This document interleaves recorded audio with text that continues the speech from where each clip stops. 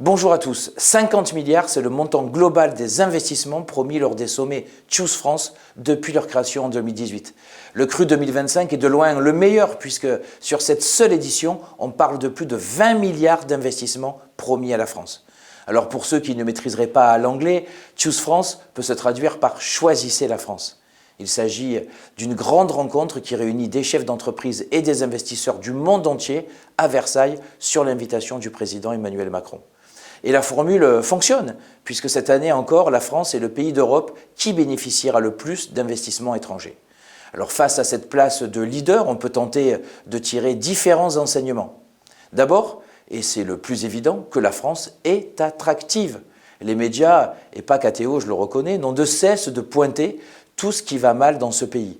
À les entendre, les coûts du travail sont trop élevés, on ne travaille pas assez, les grèves paralyseraient le pays et les rendraient inhospitaliers, l'incertitude politique et les dissolutions empêcheraient de se projeter.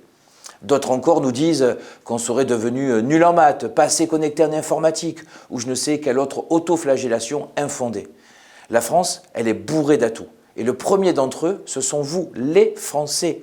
Les travailleurs français, leur niveau d'expertise, de créativité, de formation, la capacité à créer des collectifs de travail sont effectivement recherchés. Mais ce n'est évidemment pas tout. Une France attractive et désirable, c'est aussi une France qui jouit d'un maillage routier ou ferroviaire efficace. C'est une France qui limite les zones blanches où la fibre passe presque partout. Une France attractive et désirable, c'est aussi une France riche de ses services publics et de leurs articulations avec le monde du travail et le monde universitaire.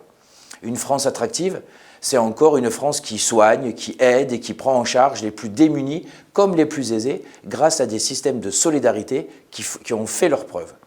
Mais attention, si les promesses faites lors de Choose France sont alléchantes, n'oublions jamais qu'il ne s'agit que de promesses. Or, on l'a vu récemment, notamment avec le cas ArcelorMittal.